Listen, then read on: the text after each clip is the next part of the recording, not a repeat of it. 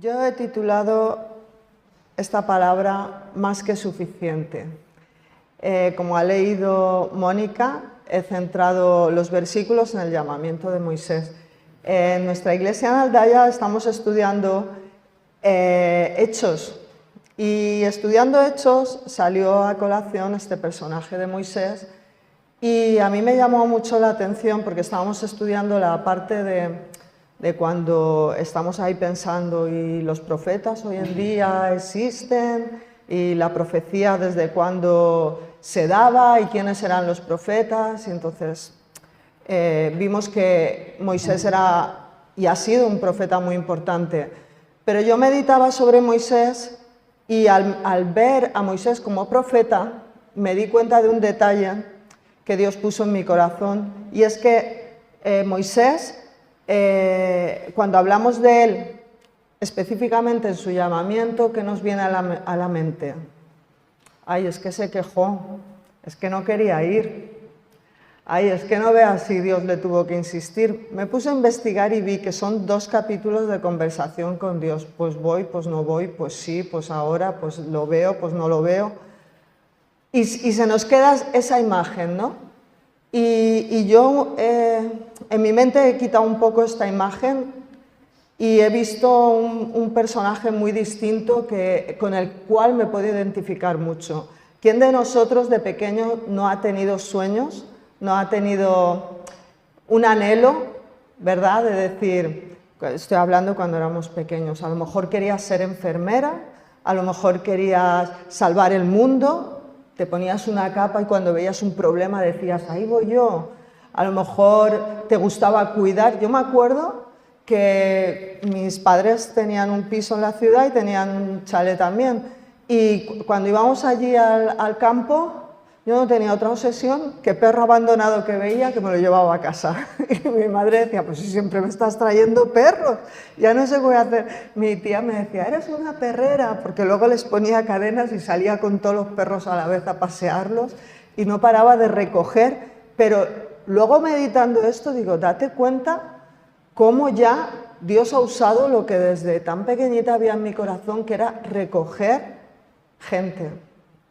Los perros no eran gente, claro, pero en mi corazón estaba el recoger, ¿no?, a los desvalidos, a los que yo pensaba que necesitaban un hogar. Y eso, hoy en día, Dios lo ha puesto como un don en mi corazón, porque es a lo que me dedico. Lo que más hago en el ministerio del Señor es la obra social, y me encanta. Es un ministerio que me encanta. Siempre ha estado ahí en mi corazón.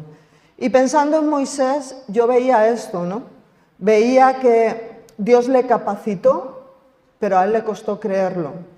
Y veía que cuando yo conocí a Dios también me costó, y todavía me cuesta, creer muchas cosas. A veces no nos creemos para todo lo que somos capacitados, porque a veces es difícil imaginarte a dónde puedes llegar, porque Dios te puede llevar a lugares que tú nunca en la vida podrías pensar que vas a llegar hasta allí, por mucho que lo anheles. Pero en Dios sí que vas a llegar, y vas a llegar muy lejos. Moisés también comprendía los sentimientos estos de insuficiencia, ¿no? Por eso yo me venía a la mente, más que suficiente. Pero ¿quién es más que suficiente? En mi vida más que suficiente es Dios. Yo no soy más que suficiente.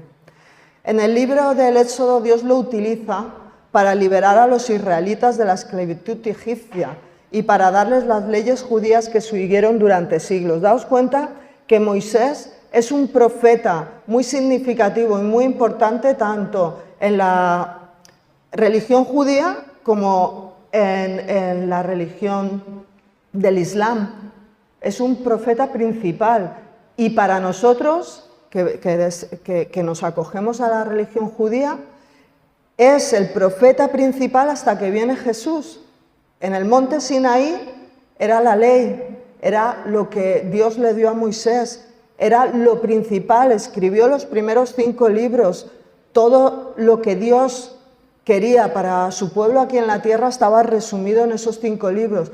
Luego, cuando vino Jesús, pasó a ser la gracia con Jesucristo en el monte del Calvario. 2 montes muy significativos y 2 momentos muy significativos de la historia. Pero daos cuenta, hasta ese momento de Jesús, el personaje principal está siendo Moisés. ¿Y quién era Moisés? Moisés, Dios lo llamó desde un momento en el que él estaba totalmente perdido, porque él sabemos que no se crió como sus hermanos. Él fue rescatado de las aguas, por eso su nombre, ¿no?, que le puso la princesa, salvado de las aguas. Sabemos la historia, sabemos que él se crió en un palacio, pero los primeros años de vida lo cuidó su propia madre, con lo cual podemos suponer y saber a ciencia cierta que le inculcaría quién era Dios, el Dios de Abraham, el Dios de Isaac y el Dios de Jacob. Cuando vemos en Éxodo 3 que ya Moisés había ido de Egipto porque había pasado lo de que había matado a un egipcio y tuvo que salir huyendo, dice que apacentando Moisés las ovejas de Jetro, su suegro, sacerdote de Madián, llevó las ovejas a través del desierto y llegó hasta Horeb, monte de Dios. Y se le apareció el ángel de Jehová en una llama de fuego en medio de una zarza, y él vio que esa zarza no se consumía. Y vemos más adelante, como en el versículo 6 dice: y dijo, no te acerques, quita tu calzado de tus pies, porque el lugar en que estás, tierra santa es. Y dijo, yo soy el Dios de tu padre. ¿Pero qué padre? Dios de Abraham, Dios de Isaac y Dios de Jacob. Dice, entonces Moisés cubrió su rostro y tuvo miedo. Aquí es donde deducimos que él sabía quién era ese Dios. Él está reconociendo a Abraham, Isaac, Jacob, que eran los patriarcas que había habido hasta ese momento. Era con lo que los hijos de Israel relacionaban a Dios. Pero claro, él no había sido criado en medio del pueblo de Dios. Él había sido criado como un egipcio. ¿Y por qué digo esto? Porque ahí me doy cuenta cómo Dios usó a una persona que sabía claramente cómo eran los egipcios, con quién se iba a enfrentar, quién era Faraón, y quizá por eso él puso tantas pegas y no se vio capaz, porque todavía no había tenido ese encuentro verdadero con Dios, que yo creo que lo tuvo en la zarza. Ahí es donde él empezó a conocer a Dios cara a cara, aunque aquí dice que tuvo miedo de mirar a Dios, pero sabiendo la historia, y os animo a que leáis todos estos capítulos de Éxodo, sabemos que cuando él subió al monte de Sinaí, al final él vio a Dios, no cara a cara porque podría haber muerto, pero dice que vio sus espaldas. O sea, él tuvo una relación tremenda con Dios, pero ese miedo que él tenía no era solo por su personalidad, que si era tartamudo, que si era introvertido, que si era tímido, es que él sabía dónde iba.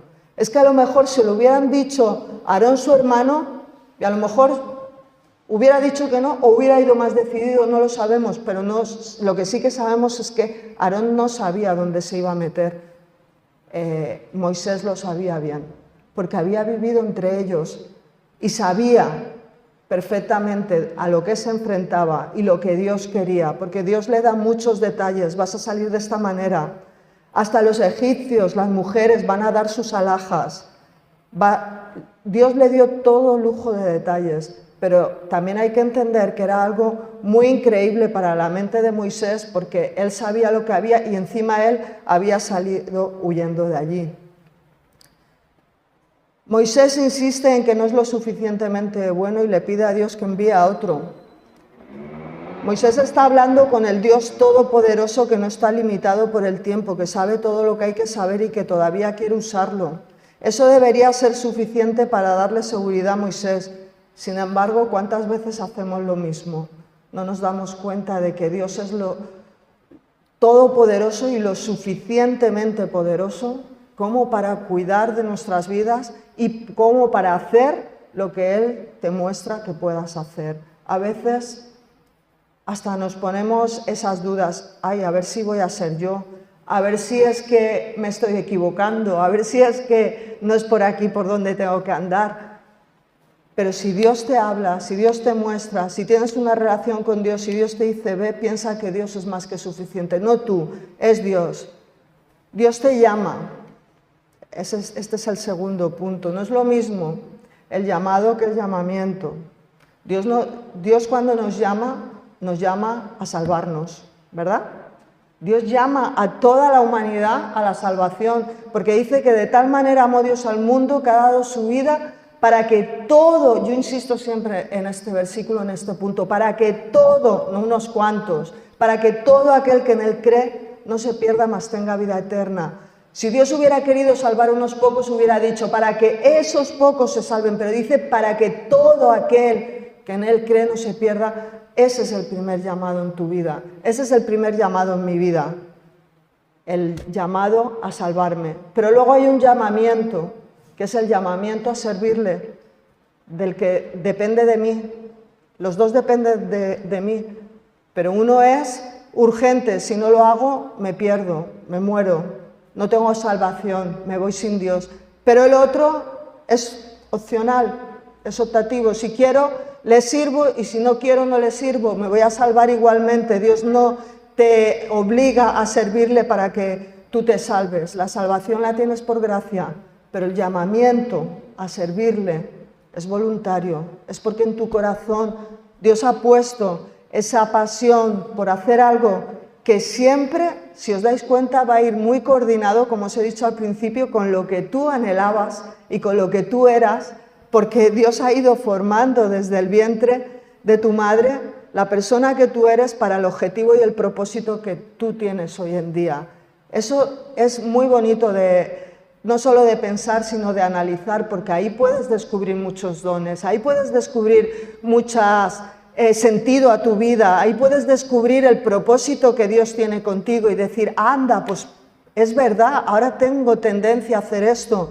Y aquí está mi llamamiento, aquí está lo que yo quiero hacer para Dios. Tal vez no puedas reconocer tus dones porque te parecen insignificantes en comparación con los de otra persona, o tal vez los das por sentado porque surgen con mucha facilidad. La verdad es que estas cosas que te salen de forma natural no son cosas que todo el mundo pueda hacer, porque no todos hemos vivido de la misma manera ni todos podemos hacer lo mismo. Lo que tienes para ofrecer es especial y estás destinado a desempeñar un papel importante en el plan de Dios. Pregúntale a Él cuál es. Ahí también veo esta otra perspectiva de este llamamiento que tuvo Moisés, y es que él preguntó, no paró de preguntarle a Dios. Pregúntale a Dios, que Él te va a contestar. Pregúntale a Él. ¿Qué es lo que quieres? ¿Cuál es tu propósito? ¿Hacia dónde quieres que ande?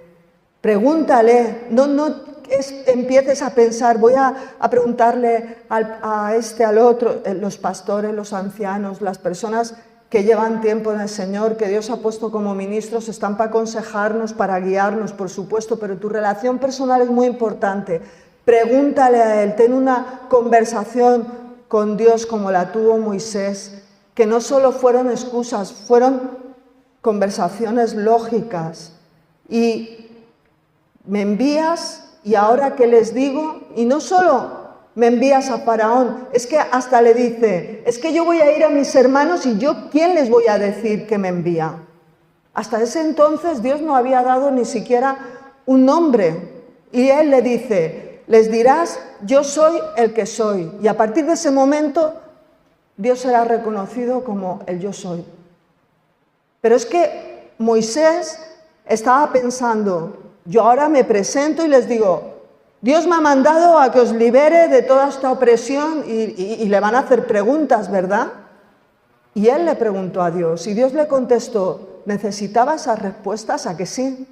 Entonces, al final, si leemos todo este capítulo 3 y 4, nos damos cuenta de que no solo eran justificaciones y excusas de Moisés, sino que había una lógica en todas estas preguntas, pero que a mí me hace ver que yo también puedo ser así y que yo también puedo acercarme a Dios de esa manera y que yo también puedo entender mi llamamiento de esa manera, dialogando con Dios, preguntándole ¿y cómo lo voy a hacer? ¿Y qué es lo que voy a decir? ¿Y cómo me voy a presentar? Dios le dio cada detalle. Bueno, y es fascinante porque luego si tú vas viendo cómo Dios le da hasta los detalles de cómo tiene que hacer el arca, cómo tiene que hacer el tabernáculo, cómo tienen que vestirse los sacerdotes, cómo a unos los ha dotado, que ahí ves la multigracia de Dios. Mira, yo a este ya le he dado dones para hacer esas joyas que tienen que llevar los sacerdotes, esos vestidos que tienen que coser. ¿Os dais cuenta?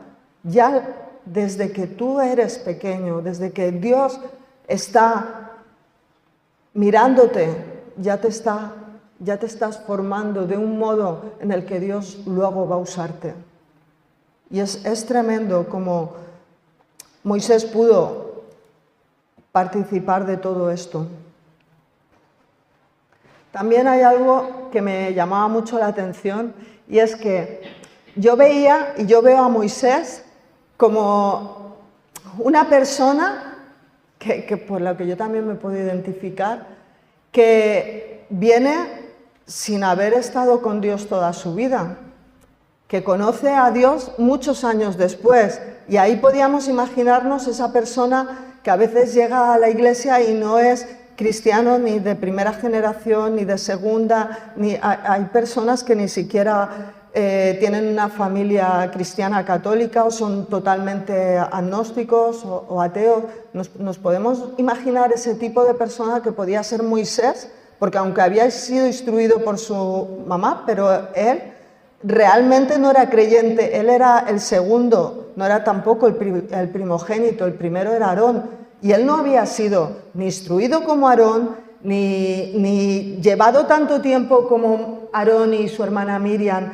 en las leyes, o sea, lo que le dio tiempo a la madre, porque cuando tuvo tiempo de irse con la princesa de Faraón, se lo llevaron, y ya ahí, imaginaros, le pondrían toda la instrucción y todas las normas y toda la cultura egipcia sobre él. Ya no tenía nada que ver con lo que su madre hubiera podido poner en él. Y sin embargo, Aarón era de cuna. Aarón, que yo admiro, de verdad, siempre lo he dicho, admiro las personas que son creyentes desde pequeñitas o incluso de segunda, tercera generación, porque yo digo, es que qué necesidad tienen de decir soy pecador y necesito a Dios si llevan toda la vida. Claro que todos pecamos.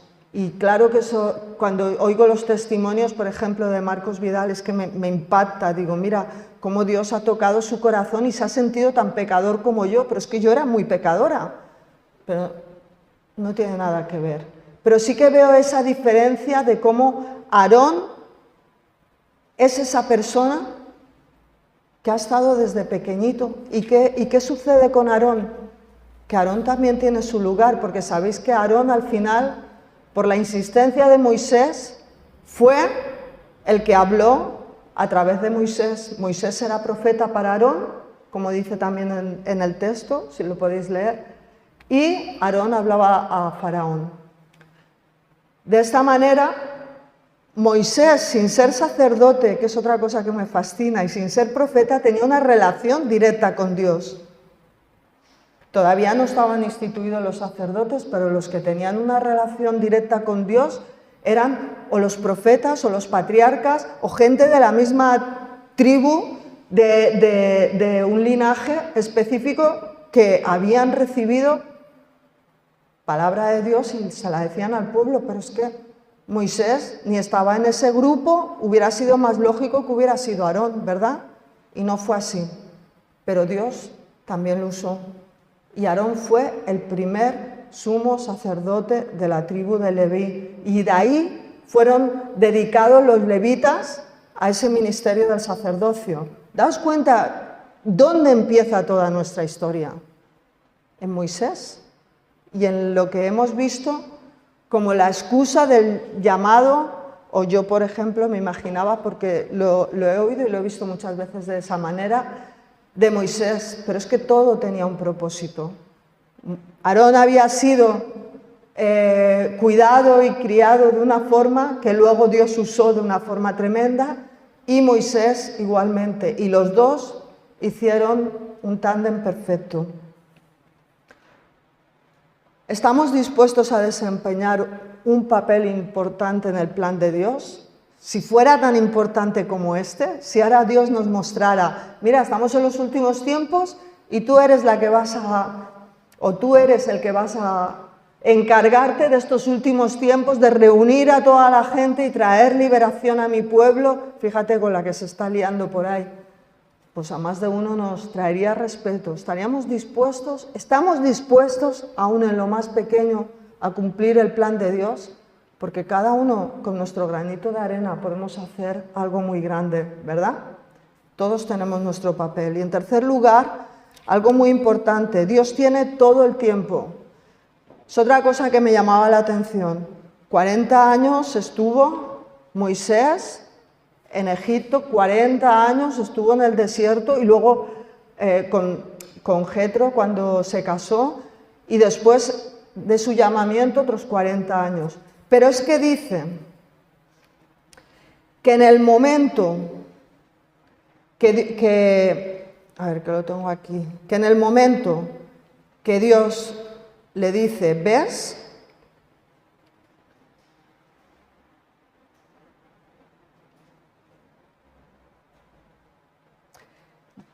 En el capítulo 4, versículo 9, después de que hemos leído estos versículos y ya Moisés decide ir, le dice, ya toma la decisión de ir, y le dice Dios, dijo también Dios a Moisés en Madián, capítulo 4, versículo 19, ve y vuélvete a Egipto porque han muerto todos los que procuraban tu muerte.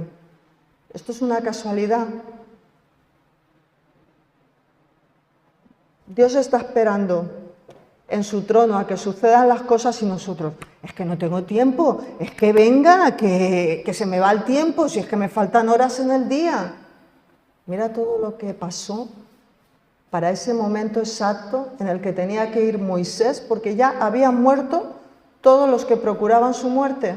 Había un nuevo faraón y era el momento idóneo en el que a Moisés lo iba a escuchar el pueblo de Dios, los israelitas que estaban esperando la liberación, y era el momento idóneo en el que Faraón, a pesar de todo, les iba a dejar ir.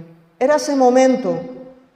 Y no porque tengas más prisa o menos prisa van a suceder las cosas, porque tenemos que entender el tiempo de Dios. ¿Por qué? Porque nosotros vivimos en el tiempo cronos, el que hace referencia al tiempo humano, que podemos medir, en el cual basamos nuestras referencias temporales y en el cual nos movemos.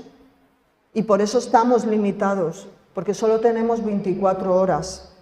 Kairos se refiere al tiempo perfecto de Dios. Son esos momentos especiales en los que Dios hace cosas preciosas en tu vida según su perfecta voluntad. Son esos momentos especiales que si eres capaz de verlos, no se te va a escapar el tiempo, ni lo vas a perder, porque tienes que vivir en el tiempo de Dios, sabiendo que el tiempo de Dios no es tiempo. Él tiene todo el tiempo. Tenemos que intentar vivir en esa paz. Y más en estos días que vamos corriendo, que nos falta tiempo, que 24 horas no son suficientes, que la gente quiere las cosas para ayer. Yo a veces lo digo cuando vienen, es que tengo que comprar esto porque se me ha roto el coche, se me ha roto el móvil, se me ha roto la nevera y de repente lo necesito. Ayer no, hoy, ni ya, lo necesito, es que ya lo necesitaba antes de que se rompiera. Vamos a ver, es que no. Luego te paras a pensar y dices, ¿puedo vivir sin móvil? Sí. ¿Puedo vivir sin coche? Sí. ¿Puedo vivir sin nevera? Sí. ¿Puedo vivir sin respirar? No. ¿Puedo vivir sin Dios? No. Hay que poner en una balanza lo que es importante y lo que es necesario, ¿verdad? Y lo importante es vivir en el tiempo de Dios. Yo os digo, me voy haciendo mayor y yo misma me sorprendo que cada vez, yo siempre decía, nunca voy porque siempre he sido muy activa, siempre he sido muy nerviosa, decía, nunca me voy a relajar, es que me hago mayor y sigo nerviosa. Pero no, me doy cuenta conforme pasa el tiempo, mirando hacia atrás, que cada vez me relajo más. Pero ¿sabes por qué? Porque cada vez intento más entrar en la dimensión de Dios, en la dimensión de ese tiempo en el que no hay prisa, en el que Dios lo tiene todo controlado. Mi tiempo yo no lo puedo controlar, pero el tiempo Dios lo tiene todo controlado. La semana pasada, no la otra, también prediqué algo relacionado con esto que me impactó mucho, de la mujer sunamita, esta mujer que Eliseo le dio la bendición de profetizarle un hijo y luego se le murió.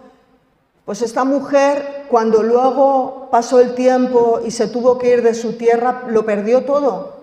Y dice que en el momento que ella volvió a su tierra, que otros habían ocupado su casa, estaba el criado de Eliseo hablando con el rey diciéndole: había una mujer que se le había muerto su hijo y llegó Eliseo y lo resucitó Claro, lo resucitó Dios. Y en ese momento entra la mujer y dice: mira, esta era la mujer. Y el rey, sorprendido, dijo: ay, cuéntame. La mujer le cuenta, pum, y el rey le da todas las tierras. ¿Eso fue casualidad? ¿Fue casualidad que Moisés se fuera en ese preciso momento y Dios le dijera: porque han muerto todos los que procuran tu muerte? Ahora ves, ahora es el momento. Es muy importante que entendamos que Dios nos capacita, que Dios nos llama, pero sobre todo que Dios tiene el tiempo, porque a veces también en nuestra impulsividad queremos las cosas ya, queremos las respuestas ya, lo queremos todo, no a lo mejor como esta sociedad, porque yo creo y quiero creer que los que tenemos a Dios todavía somos un poquito más pacientes de lo que está habiendo en la sociedad actual, pero sí que a veces con ese anhelo y pasión de servir a Dios corremos demasiado y no nos paramos a pensar que Dios ya lo tiene todo controlado. El tiempo perfecto es el tiempo de Dios. Que podamos decir como el salmista en el Salmo 31:15: en tus manos están mis tiempos. Y la conclusión es que yo no, pero Dios es más que suficiente. Yo vivo en la suficiencia de Dios. Él me ha provisto de dones, del querer como el hacer por su buena voluntad, y Él conoce los tiempos en mi vida. Yo te digo en esta tarde que descanses en la suficiencia de Dios por su gracia. Amén.